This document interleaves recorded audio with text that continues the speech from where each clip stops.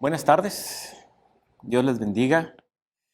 Hoy tengo el privilegio de poder compartir con ustedes la palabra de Dios. Siempre es un gran privilegio y una gran responsabilidad estar aquí en el púlpito y compartir, ¿verdad?, la palabra de Dios. Para el registro, hoy, domingo 5 de julio del 2020. Y el mensaje que estaré compartiendo lo he titulado yo, ¿Quién es tu Señor? Y espero pues que sea de bendición como lo fue para mí cuando lo estuve preparando. Realmente fui también confrontado con la palabra de Dios y mi mente y mi corazón fueron también animados con lo que estuve leyendo y estuve estudiando. Y espero que así sea para cada uno de los que escuchen este mensaje y lo vean. Les pido que me acompañen en oración para pedir la dirección del Señor y que Dios bendiga este mensaje en nuestras vidas, en nuestros corazones. Bendito Dios y Padre Santo, gracias Señor, gracias le doy porque has sido bueno con nosotros, Señor. Gracias por esta grande oportunidad, Señor, de compartir tu palabra, de abrir tu palabra y de hacer que nos hable, Señor, para que seamos también animados y retados y exhortados por ella, Señor. Pedimos, Señor, que nos auxilie, Señor, con tu Santo Espíritu para poder entender, para poder, Señor, asimilar las verdades que tu palabra nos va a mostrar en este día. Y también, Señor, para que obre en nuestros corazones y nos lleve, Señor, a poner en práctica lo que aprendamos, Señor. Me pongo en tus manos, pido tu dirección, pido tu ayuda, Señor, y que las palabras que salgan de mis labios, Señor, sean para edificación de tu pueblo, Señor. Y que con todo lo que se haga y se diga en esta tarde, te podamos a ti dar honra y gloria, Padre. En nombre de Jesucristo, nuestro Salvador, te pido esto, Señor, con acción de gracias. Amén. Bien, de acuerdo a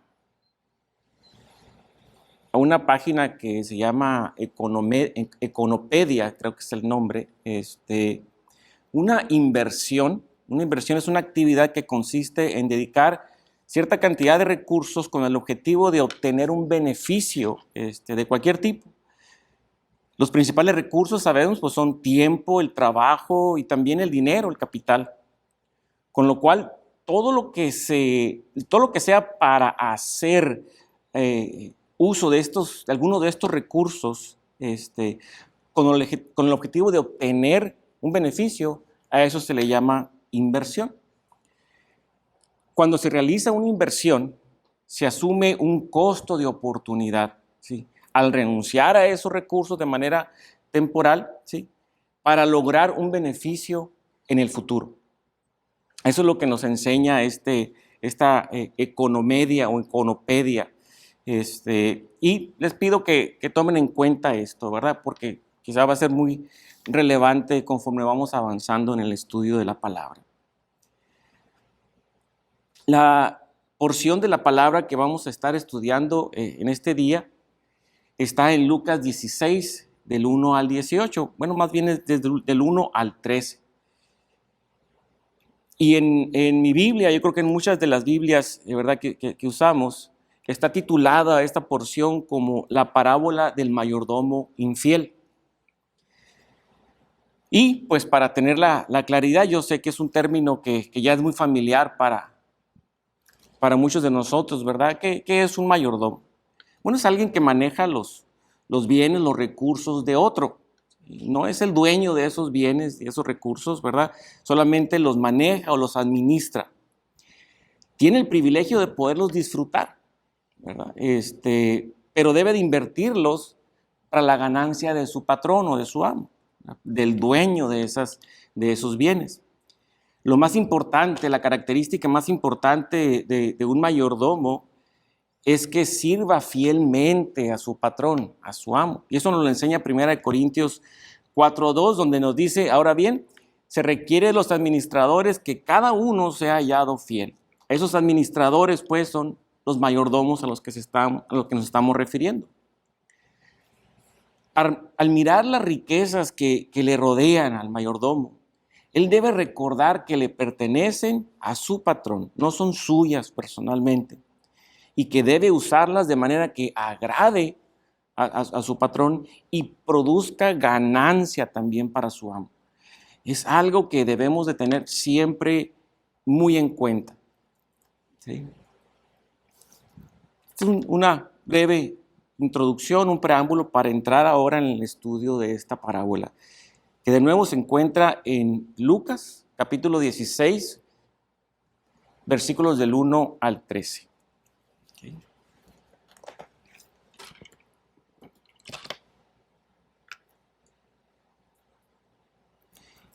Y dice la palabra de Dios así.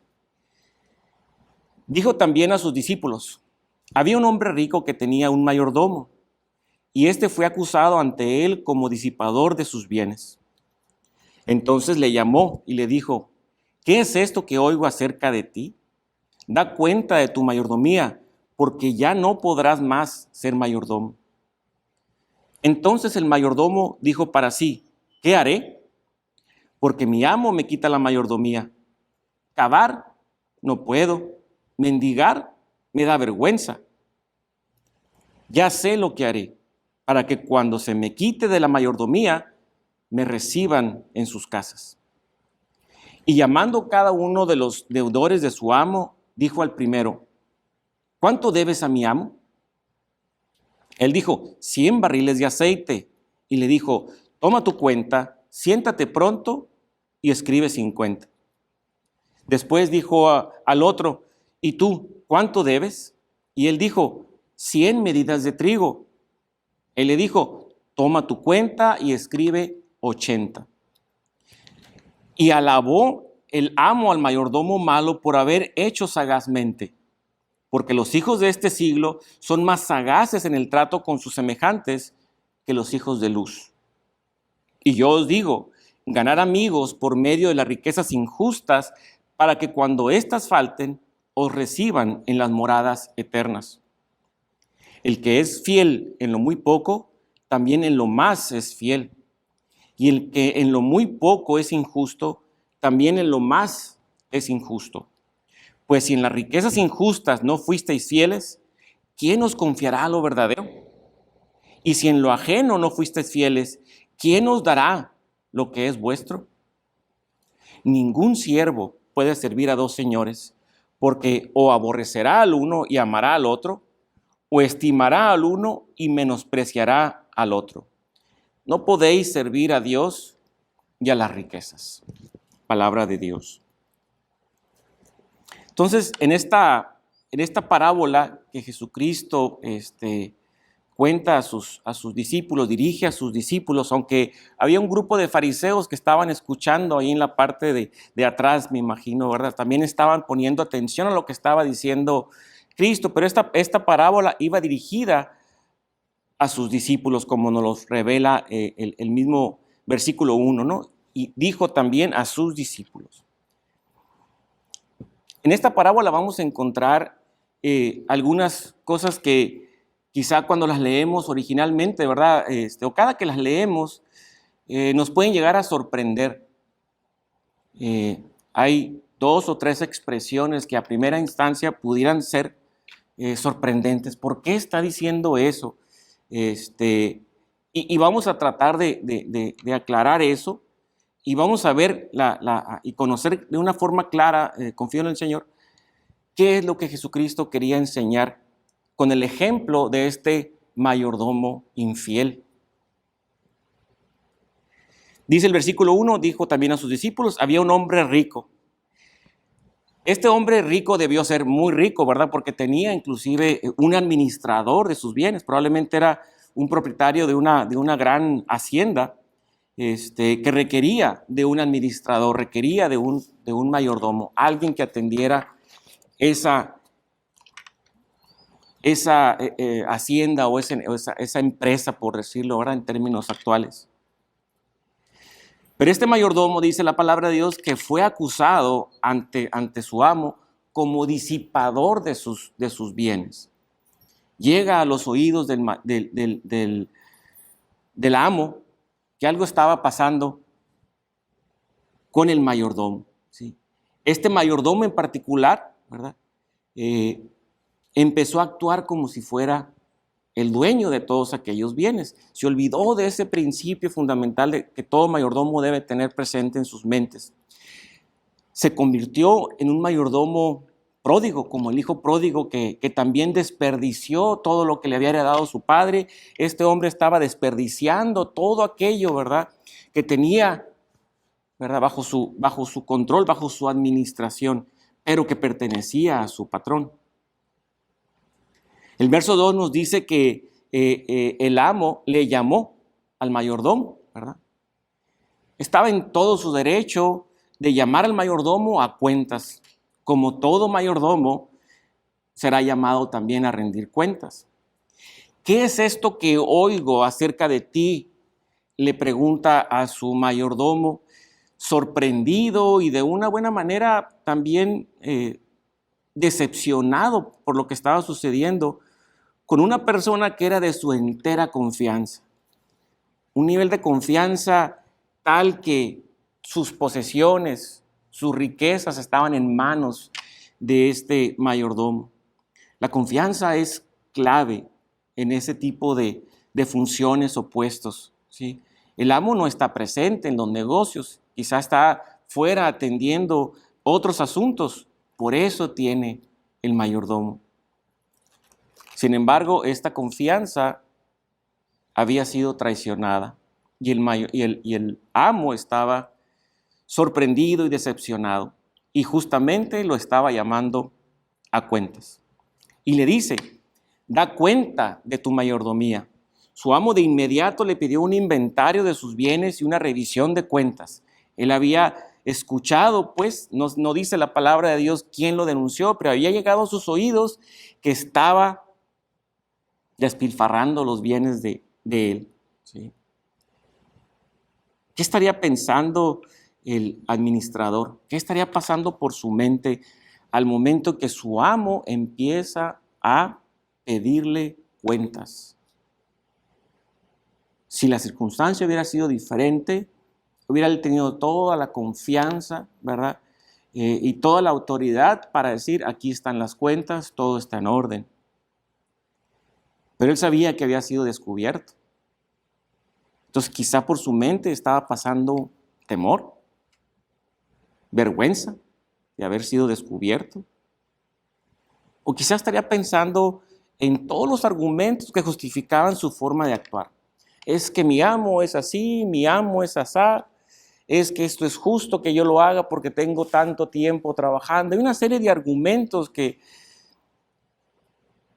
pudieron haber estado armándose en su mente para justificarse y de alguna manera pensar que no había obrado del todo mal. O la expresión clásica es que otros también lo hacen, ¿sí? Pero el amo no estaría dispuesto a aceptar ese tipo de argumentos y declara la sentencia porque le dice, porque ya no podrás más ser mayordomo, ¿sí? Y si vemos el texto, nos damos cuenta que no hay respuesta de parte del mayordomo. Esos argumentos que pensó se los quedó para él, ¿sí? No podía realmente defenderse. Había sido descubierto, ¿sí? Si nos fijamos, ni siquiera pide perdón o pide disculpas, ¿sí? Su mente empieza a trabajar. ¿Cómo puedo salir yo de esto? Me han descubierto. Ahora, el amo aparentemente comete un error. Le dice, ya no podrás más ser mayordomo, ¿sí? Y le pide que vaya y haga las cuentas para que entregue las cuentas finales a su amo. Quizás debió despedirlo en el momento, tomar todos los libros, tomar control de todo y ya no dejar que el mayordomo siguiera manejando sus bienes, pero le dio este tiempo y el mayordomo pudo aprovecharlo. Dice el versículo 3, entonces el mayordomo dijo para sí, ¿qué haré? Porque mi amo me quita la mayordomía. ¿Sí? ¿Qué haré para salir de este grave problema? Se quedaría sin trabajo, se quedaría sin un lugar donde vivir, sin alimento, porque los mayordomos vivían ahí con su amo, vivían en los bienes, en las propiedades del amo. Y no nomás el mayordomo, toda su familia también. El sustento diario, el alimento, también lo estaría perdiendo. Su mente está trabajando. Su mente está trabajando. Además, se quedaría con una muy mala reputación de haber sido un disipador de los bienes de su amo, de ser una persona que no es digna de confianza, un ladrón. Sin embargo, el mayordomo estaba pensando en su futuro, en su bienestar, ¿sí? En su reputación. Y dice, cavar, no puedo. Quizá había algún impedimento físico, algún problema físico, o simplemente rehusaba hacer un trabajo de ese tipo, ¿verdad? Porque lo consideraría indigno. Mendigar me da vergüenza. Igual denota su orgullo, ¿verdad? Y su soberbia. Sin embargo, no le dio vergüenza hacer lo que estuvo haciendo con su amo, ¿verdad? Y de repente, versículo 4 dice, ya sé lo que haré. Es una expresión tipo, lo tengo. Se me iluminó la cabeza, ya sé qué voy a hacer. ¿Sí? Después de todo, recordemos que era un hombre astuto, que había sabido manejar las cosas para su provecho. ¿Sí? Había encontrado la manera, ¿verdad?, de ir más allá de los beneficios que ya tenía siendo mayordomo. Tenía dónde vivir, tenía alimento, tenía todo eso, tenía prestigio, ¿sí? Y todo eso lo estaba perdiendo y había encontrado una manera. Su astucia y también su maldad se conjugaron aquí para generar una idea que lo podía sacar de esa grave situación. ¿Sí? Y su preocupación mayor. Dice el versículo 3, ya sé lo que haré para que cuando se me quite de la mayordomía, dice, me reciban en sus casas. Su preocupación era ser recibido en las casas de los demás, porque eso significaría de nuevo tener asegurado su futuro. ¿Sí? Este era su meta y su mayor preocupación. Recordemos que él se quedaría sin un lugar donde vivir, porque lo estaba perdiendo todo, ¿verdad? No lo recibirían en ningún lugar si sabían que era un hombre deshonesto. Recibirlo en sus casas, pues entonces implicaba todo el paquete completo. Recibirlo a él, a su familia, alimentarlo, darle un techo, darle todo lo que necesitaba y aparte un salario. Pero esa idea había ya quedado clara en su cabeza y sabía claramente qué es lo que tenía que hacer. ¿Sí? Verso 5 dice, y llamando a cada uno de los deudores de su amo, dijo al primero, ¿cuánto debes a mi amo? ¿Sí? Él conocía a cada uno de los deudores. ¿Sí? Aunque la parábola nomás nos menciona a dos, es probable que hayan sido muchos más por el tamaño, ¿verdad?, de la hacienda y de los bienes y posesiones del amo. Pero la parábola nos habla de dos. ¿Cuánto debes a mi amo? Es la pregunta. Y en esa pregunta no se describe la situación por la cual está pasando. No le dice a los deudores, oye, hay esto, mi amo me está despidiendo, tengo que cerrar los libros, vamos a hacer algo para remediarlo. No, simplemente se hace pasar como a un mayordomo de su amo. Ahora le contesta en el versículo 6 el primero, 100 barriles de aceite. 100 barriles de aceite era una deuda sustancial. Equivale aproximadamente a 4,000 litros de aceite, que era la producción de 140 a 150 árboles de olivo. O sea, una cantidad bastante significativa. Y lo reduce el mayordomo a la mitad. Dice al otro, misma pregunta, ¿cuánto debes? Le dice 100 medidas de trigo. lo cual equivale a la producción de 40 hectáreas de un campo fértil.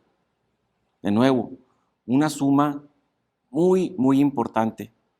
Y le dice el mayordomo, toma tu cuenta y escribe 80.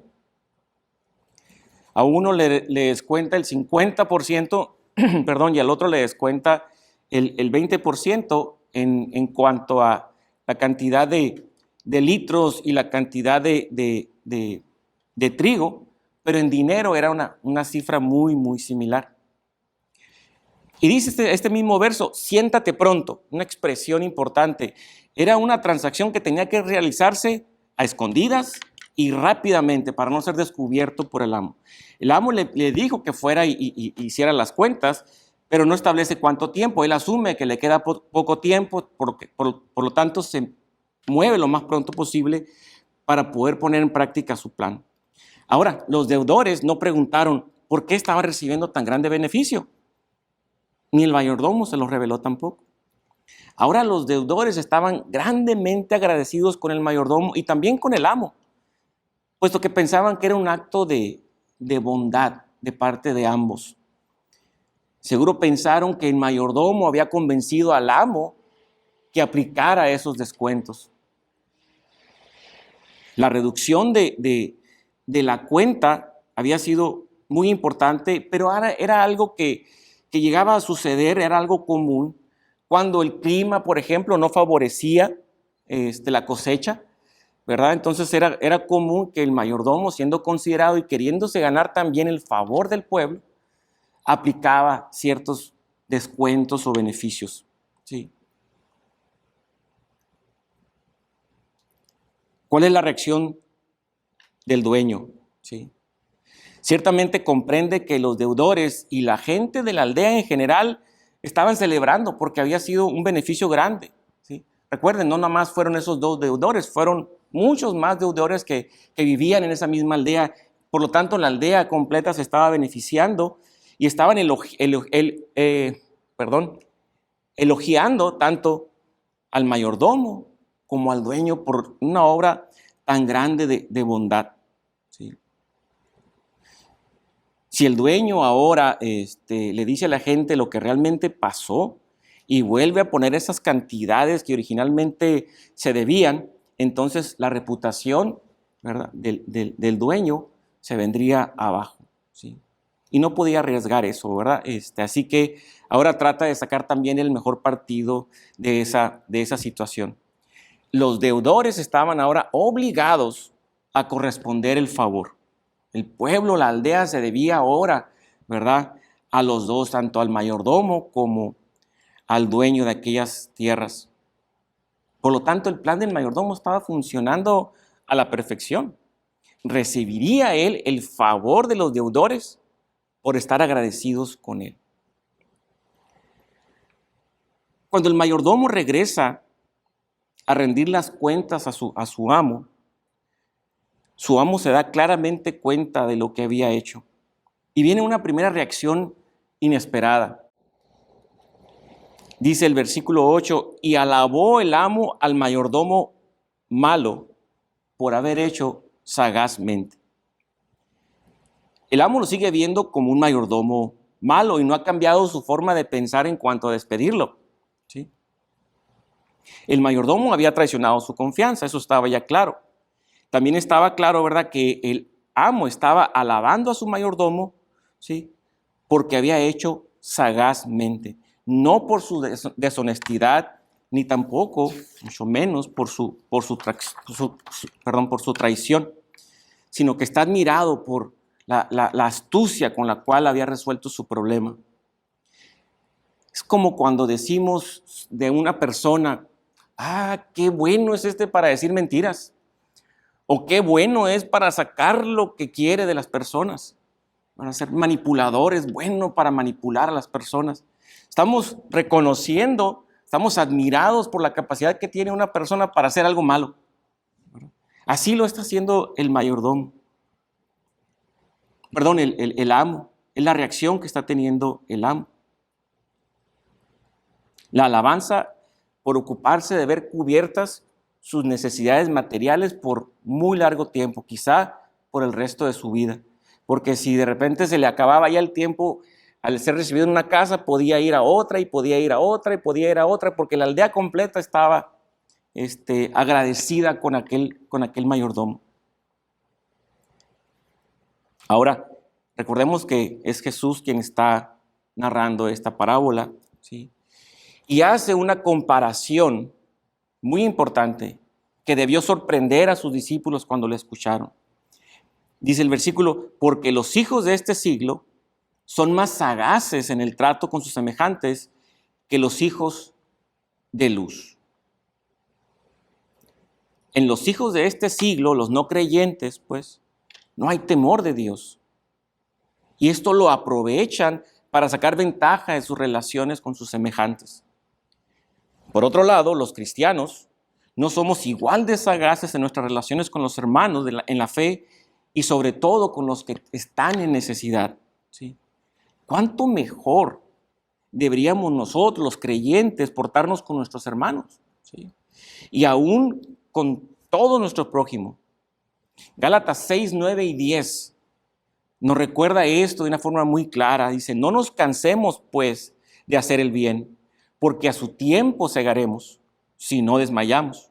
Así que, según tengamos oportunidad, hagamos bien a todos y mayormente a los de la familia de la fe.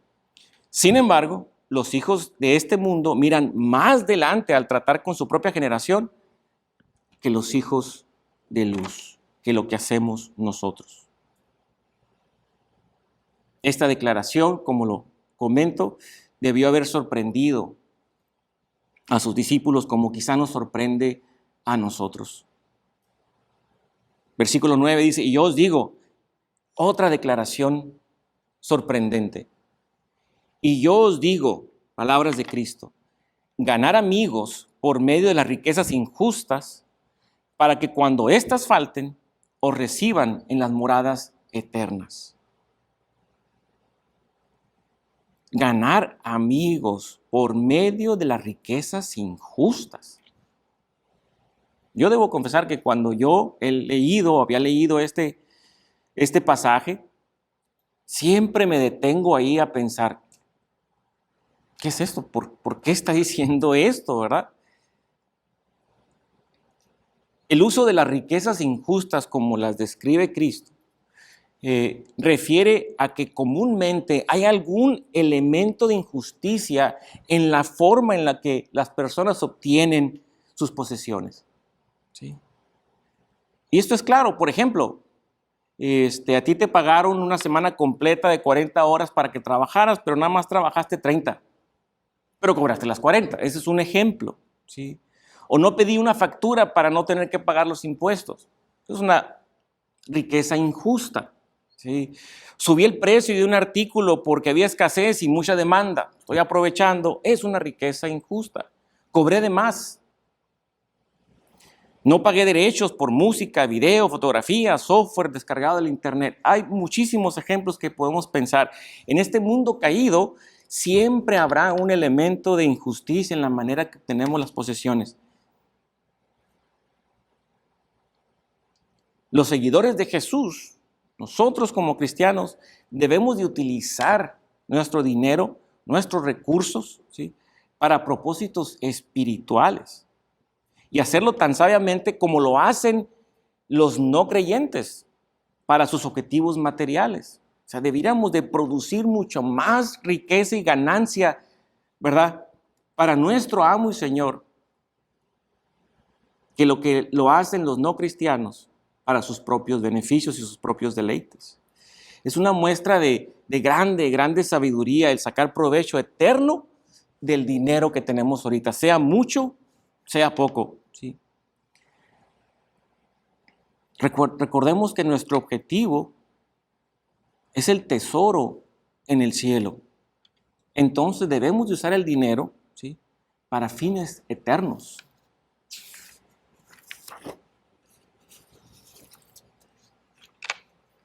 Y dice Jesús, ¿verdad?, para cuando éstas falten, refiriéndose a las riquezas injustas, os reciban en las moradas eternas. El mejor modo de sacar provecho de estas riquezas materiales que con el tiempo vamos obteniendo, ¿sí?, es socorrer a los hermanos necesitados, amar al prójimo a través de compartir nuestra riqueza con ellos.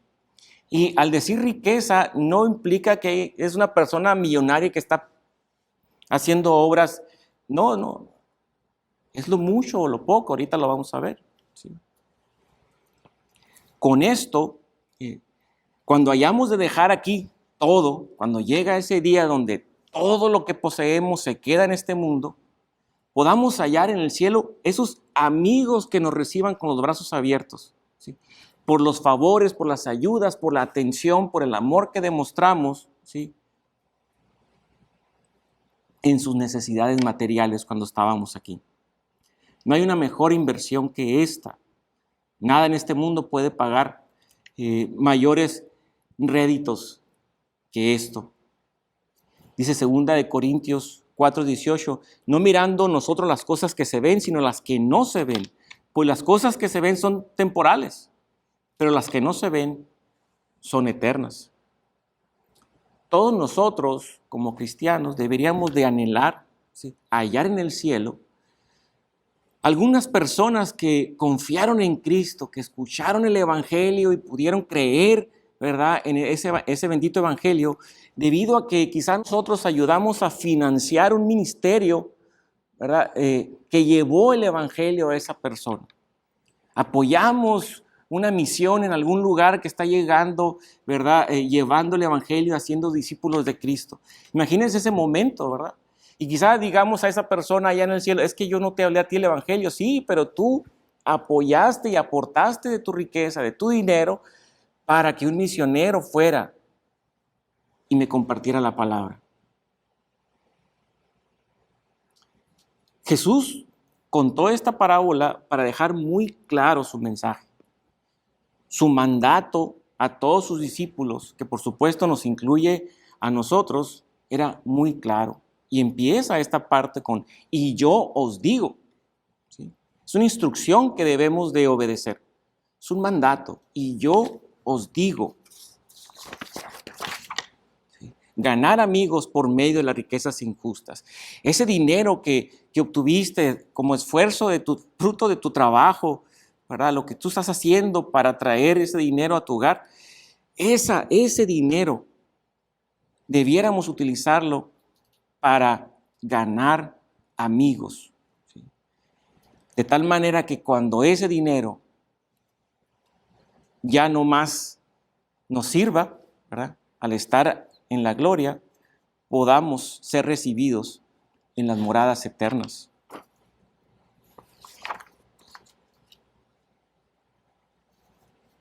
¿Y qué necesitamos para poder ser fieles mayordomos del Señor? El mayordomo infiel sagazmente supo utilizar los bienes de su amo para sacar provecho y tener esos amigos que le recibieran en sus casas terrenales. ¿Sí? Nosotros, ¿cómo podemos ser mayordomos fieles a Dios? Bueno, ahora cosas que tendremos que analizar en nuestras vidas, ¿verdad? Quizá ocupamos dejar de estar entretenidos en nosotros mismos, ¿sí?, y en satisfacer nuestras propias necesidades o, también dicho, necedades, ¿sí? Tito 2:12 nos dice, enseñándoos que, renunciando a la impiedad y a los deseos mundanos, vivamos en este siglo sobria, justa y piadosamente. Quizá necesitamos dejar de ser tan indiferentes a las necesidades de otros. Es claro que hay necesidades por todas partes, pero volteamos nuestra mirada y la volteamos hacia nosotros mismos, hacia lo que yo necesito, lo que yo quiero. Hay un egocentrismo en nuestras vidas que estorba de una manera tan importante para poder ver la necesidad de otro. Podemos pensar en en alguien quizá, ¿verdad?, que está en situación de calle. Sí, los vemos en nuestra ciudad, los vemos en cada puente, en cada semáforo, en cada esquina. Hay mucha necesidad, más siendo la ciudad que somos, donde hay tantos migrantes, pues es fácil verlo. Pero inmediatamente surgen los argumentos por los cuales no debiéramos de participar. ¿Sí? Sin embargo, cuando queremos gastar en nuestros deleites, difícilmente algún argumento nos va a detener. Debemos dejar de ser indiferentes a las necesidades de otros, dejar de ser tan soberbios y tan egoístas como a veces lo somos. Quizá debemos de empezar a ejercitar el amor que Dios nos ordena que tengamos al prójimo. Recordemos, es el mandamiento, ¿verdad?, que debemos tener muy presentes, amar a Dios por sobre todas las cosas y al prójimo como a ti mismo. Entonces, tenemos que ejercitar ese amor. ¿Sí? Quizá en lugar de decir, voy a orar por ti cuando vemos que un hermano está en una necesidad, quizá está teniendo problemas para pagar su renta o para pagar el recibo de la luz o para llevar alimento a su mesa. Y decimos, voy a orar por ti, hermano, para que salgas adelante. Quizá también deberíamos decir, voy a obrar por ti. ¿Sí? Santiago 2, 14 al 17 es un pasaje, creo yo, muy claro y una advertencia clara hacia esto. Dice, hermanos míos, ¿de qué aprovechará si alguno dice que tiene fe y no tiene obras? ¿Podrá la fe salvarle? Y si un hermano o una hermana están desnudos y tienen necesidad del mantenimiento de cada día, y alguno de vosotros le dices, ir en paz, calentados y saciados, pero no le dais las cosas que son necesarias para el cuerpo, ¿de qué aprovecha? Así también la fe, si no tiene obras, es muerta en sí misma. Y una advertencia, ¿verdad?, a los ricos todavía en Santiago 5:5 dice, habéis vivido en deleites sobre la tierra y sido disolutos, habéis engordado vuestros corazones como en día de matanza. Y todo eso, ¿de qué aprovecha? Verso 10 nos dice, el que es fiel en lo muy poco, también en lo más es fiel. Las riquezas de este mundo son lo muy poco. Las riquezas espirituales son lo mucho. Así que si no somos fieles en las riquezas materiales, ¿cómo seremos en las riquezas espirituales? Y al decir fieles en las riquezas materiales, es que como mayordomos esas riquezas materiales las utilizamos para ganancia de nuestro amo y Señor.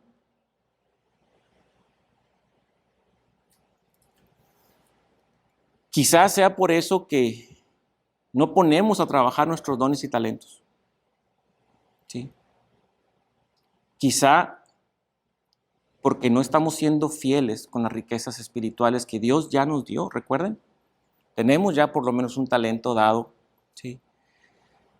Un don, perdón. ¿Y por qué no lo estamos usando? ¿Por qué no lo estamos usando para traer ganancia a nuestro Señor? ¿Sí? Verso 11 dice, pues si en las riquezas injustas no fuisteis fieles, ¿cómo os confiará lo verdadero? Los que son infieles, ¿verdad?, en la manera en que usan el dinero, también son infieles en la manera en que usan las verdaderas riquezas del reino de Dios. ¿Sí? Dios no encargará sus verdaderas riquezas a individuos o a ministerios, ¿verdad?, que desperdician el dinero o no rinden cuentas claras. ¿Sí? Y recuerden, somos mayordomos y seremos exigidos, ¿verdad?, de rendir esas cuentas. Verso 13, ningún siervo puede servir a dos señores, porque o aborrecerá al uno y amará al otro, o estimará al uno y menospreciará al otro. No podéis servir a Dios y a las riquezas. Si obramos sabiamente. Seremos tan diligentes y tan esforzados en las cosas que pertenecen a la piedad y a la caridad, ¿sí? Y que promueven nuestro bienestar eterno, ¿sí? Como lo son los no creyentes en los negocios temporales que ellos realizan aquí. Jesús nos llama a que seamos totalmente devotos a Dios y sinceros en nuestro trato, ¿sí? Mateo 6, 19, 21 nos dice: no os hagáis tesoros en la tierra, donde la polilla y el orín corrompen, y donde ladrones minan y hurtan, sino haceos tesoros en el cielo, donde ni la polilla ni el orín corrompen, y donde ladrones no minan ni hurtan. Verso 21 dice: porque donde esté vuestro tesoro, allí estará también vuestro corazón. No podemos, pues, amar o servir a dos patrones. Es como no poder caminar también en dos direcciones al mismo tiempo.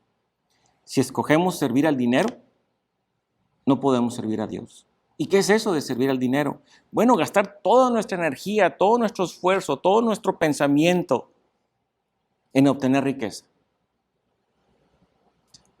Poner la riqueza material como una prioridad en nuestra vida agregaría perder el sueño por causa de la riqueza, ¿sí? Si escogemos servir a Dios, entonces no serviremos al dinero, ¿sí? Jesús está exigiendo integridad, devoción total a Dios. Mateo 6:33, lo sabemos, ¿verdad? Dios añade todas esas cosas y nosotros primeramente buscamos su reino y su justicia.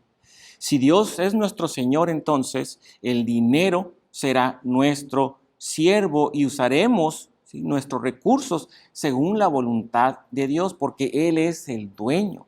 Estamos para producir ganancias al dueño celestial. ¿Empezaremos a desperdiciar nuestra vida en lugar de invertirla? Tenemos que invertir nuestro tiempo, nuestro dinero, nuestro esfuerzo en lo eterno. El objetivo de todo lo que enseña Jesús en este capítulo es avivarnos y despertarnos, hermanos, para que usemos todas las posesiones de tal manera que nos sirvan de provecho y no de estorbo para la otra vida. Si usamos bien de ellas, entonces recogeremos en la otra vida ese fruto, ¿verdad?, especial que Dios nos habrá de dar. No hay modo de demostrar que somos fieles servidores a Dios, sino entregándole de tal manera a Él, ¿sí?, que todas las posesiones materiales estén completamente al servicio del Señor. ¿Cómo puedo hacer esto? Tenemos que pensar, tenemos que buscar las oportunidades, decir, ¿cómo esto que tengo ahorita lo puedo poner al servicio del Señor? Mi casa, mi carro, lo que está en mi refrigerador, todo lo que tenemos, ¿cómo lo podemos poner a trabajar al servicio del Señor? Y rápidamente pudiéramos pensar en varias formas de hacerlo. Ahora tenemos que hacerlo, ¿sí? Los creyentes somos mayordomos. Somos mayordomos de muchas cosas que Dios pone en nuestras manos. De la riqueza material, por ejemplo, ¿no? Dios ha puesto en nuestras manos, sea mucha o sea poca, como lo he estado diciendo. Un día tendremos que rendir cuenta a Dios por la manera en que la hemos adquirido y la hemos utilizado. Somos mayordomos del tiempo también, ¿sí? Efesios 5:15 nos dice: mirad pues con diligencia cómo andéis, no como necios, sino como sabios, aprovechando bien el tiempo, porque los días son malos, ¿sí? Entonces tenemos que administrar bien el tiempo que tenemos. Y sabemos, quizá ahorita, ¿verdad?, con el tema de la pandemia, pasamos mucho tiempo sin producir alguna ganancia a nuestro amo y Señor, ¿sí? Somos mayordomos de los dones y las capacidades que Dios nos ha dado, ¿sí? Primera de Pedro dice: cada uno, según el don que ha recibido, ministrelo a los otros como buenos administradores de la multiforme gracia de Dios. Estos dones y capacidades que Dios nos ha dado, debemos usarlos para servir a otros. Somos mayordomos, pues, y debemos usar nuestras capacidades para ganar a los perdidos, por ejemplo, o para animar a otros creyentes, o para suplir las necesidades de los que están afligidos. Todo esto trae ganancias a nuestro amo. Somos mayordomos del Evangelio. Dios nos ha encargado ese tesoro de su verdad y debemos de guardar ese tesoro e invertirlo también en las vidas de otros.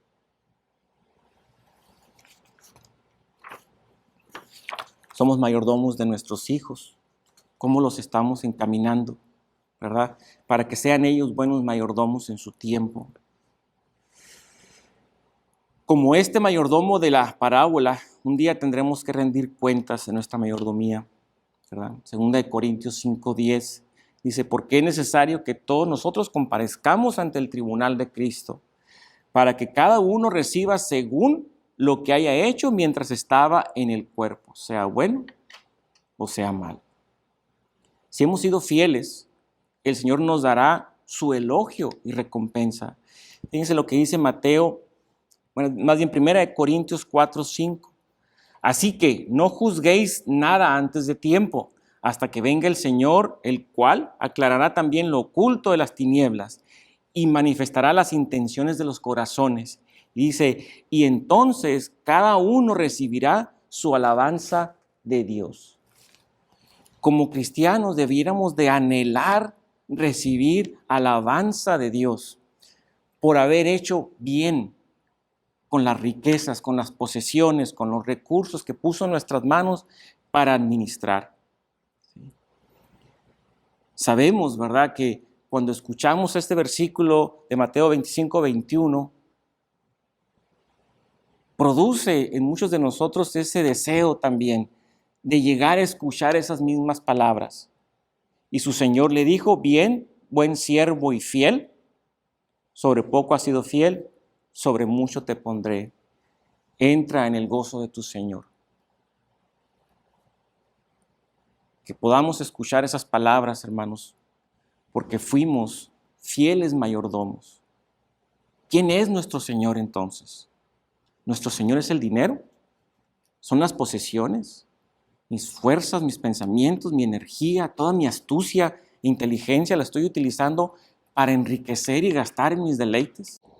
Estoy cerrando mi vista a las necesidades que están a mi alrededor. Mi corazón está endurecido, enfocado únicamente en lo que yo quiero.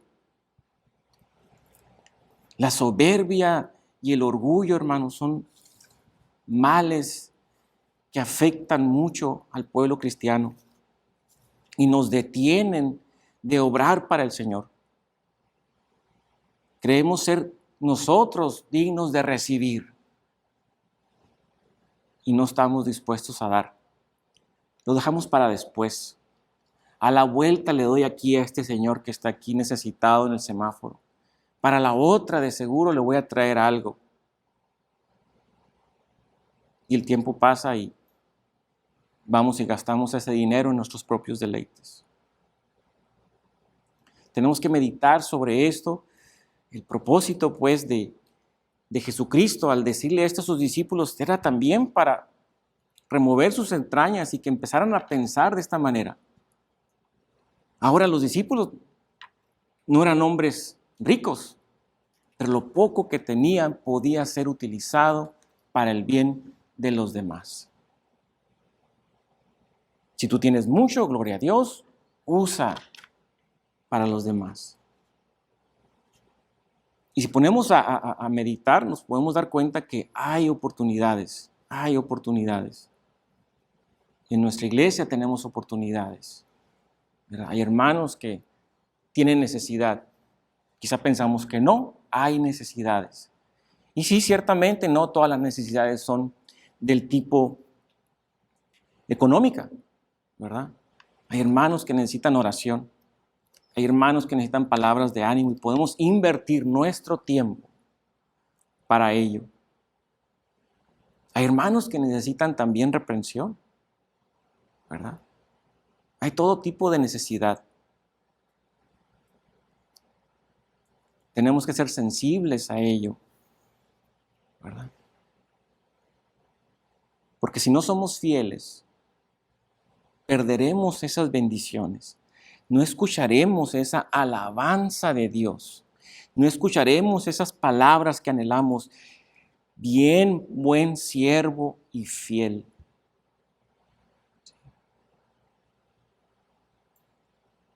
Ahora, seguiremos siendo salvos, ¿sí?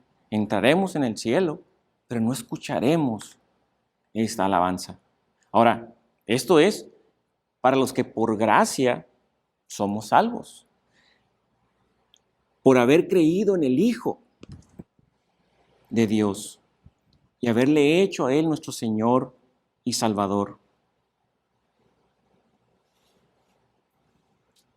Tú puedes analizar tu vida y debemos todos analizar nuestras vidas y decir, ¿qué es lo que está estorbando en mi vida que me provoca ser indiferente a las necesidades? ¿Por qué no estoy ocupado de hacer, como dice la palabra, amigos en el cielo? ¿En qué estoy distraído? ¿Cuánto me he enriquecido? ¿Sí? Únicamente gastando en mí. Es importante que lo meditemos, lo analicemos y tomemos acción. Que obremos de tal manera que produzcamos ganancias a nuestro amo celestial. Ganancias eternas. Ahora, quizá, ¿verdad? Dentro de los que estén escuchando y viendo este video, esta predicación, haya quienes no han puesto su confianza en Cristo. Y es probable que tu orgullo y tu soberbia te estén deteniendo de humillarte ante Dios y pedir perdón. Yo te animo a que reflexiones en tu vida, te des cuenta que tu forma de actuar ha ofendido a Dios, a un Dios santo, ¿verdad? Que no comulga con el pecado. Lo has ofendido de muchas maneras. Y aún a pesar de que lo has ofendido, Él extiende su mano y te dice, yo te puedo dar el perdón. He puesto a mi Hijo Jesucristo para que pague por tus pecados. Hoy puede ser ese día en el que tú recibas el perdón, pero es necesario que dejes a un lado tu soberbia, que dejes a un lado todos tus argumentos, que dejes a un lado todo aquello que te estorba y simplemente te humilles ante el Señor. La palabra dice que habrá gracia para los humildes, pero rechazará al soberbio. Date la oportunidad. Hoy puede ser ese día maravilloso en donde tú recibas el perdón de tus pecados por gracia de Dios, por el amor y la misericordia de Dios, que este día están también ante ti. Oremos. Bendito Señor y Padre Santo, gracias Señor. Te doy por este tiempo, Señor, y por este mensaje de tu palabra que nos has dado, Señor. Te ruego, Señor, que nos ayude realmente a meditar, Señor, y a pensar lo que estamos haciendo como mayordomos, Señor, de todo lo que has puesto en nuestras manos, Señor. Señor, cada día, en cada momento, en cada esquina hay oportunidad. En nuestra propia iglesia hay oportunidad, Señor, de invertir lo mucho y lo poco. Pido, Señor, que nos des ese corazón sensible, Señor, que mostremos ese amor a nuestro prójimo que tú nos pides como mandamiento que tengamos. Y de esa manera también mostrar nuestro amor a ti, Señor, por sobre todas las cosas. Obedientemente, Señor, haciéndolo, no buscando ningún tipo de recompensa del hombre, Señor, sino simplemente buscando el agradarte a ti y producir ganancias celestiales, Señor. Ayúdanos, Señor, que hoy sea un día en el que tomemos, ¿sí?, pasos concretos hacia ser fieles mayordomos tuyos. Gracias, Señor.